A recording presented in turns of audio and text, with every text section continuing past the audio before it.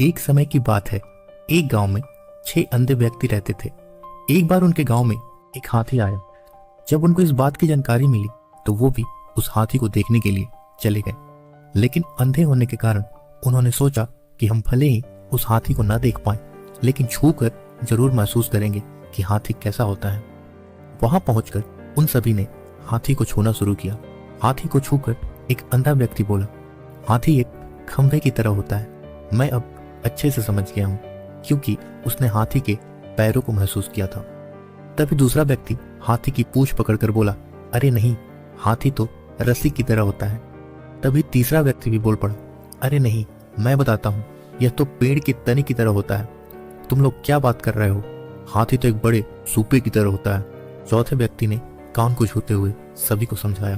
तभी अचानक पांचवें व्यक्ति ने हाथी के पेट पर हाथ रखते हुए सभी को बताया, अरे नहीं नहीं, यह तो एक दीवार की तरह होता है।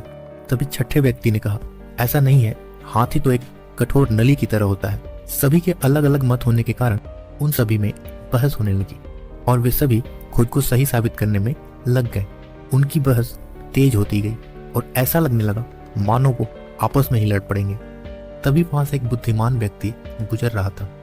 उनकी बहस को देखकर वह वहां रुका और उनसे पूछा, क्या बात है, तुम सब आपस में लड़ाई क्यों कर रहे हो? उन्होंने बहस का कारण बताते हुए उस बुद्धिमान व्यक्ति को बताया कि हम यह नहीं तय कर पा रहे हैं कि आखिर हाथी कैसा दिखता है। फिर एक एक करके उन्होंने अपनी बात उस व्यक्ति को समझाई।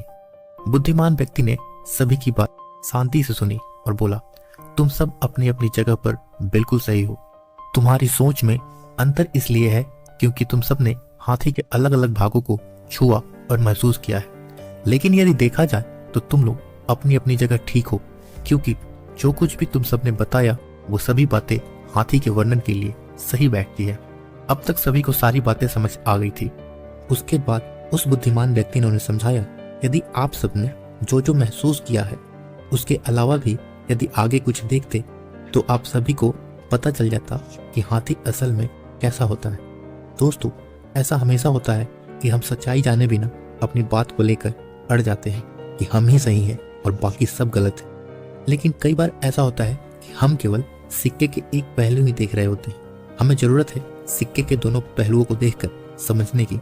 इसलिए हमें अपनी बातें तो रखनी चाहिए, पर दूसरों की बातें भी सब्र से सुननी चाहिए और कभी भी बेकार की बहस में नहीं पड़ना चाहिए। वेद पुराणों में भी कहा गया है कि एक सत्य को कई तरीके से बताया जा सकता है।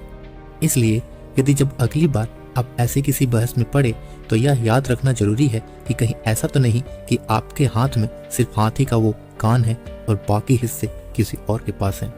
तो दोस्तों, आपको ये कहानी कैसी लगी हमें कमेंट करके जरूर बताएं।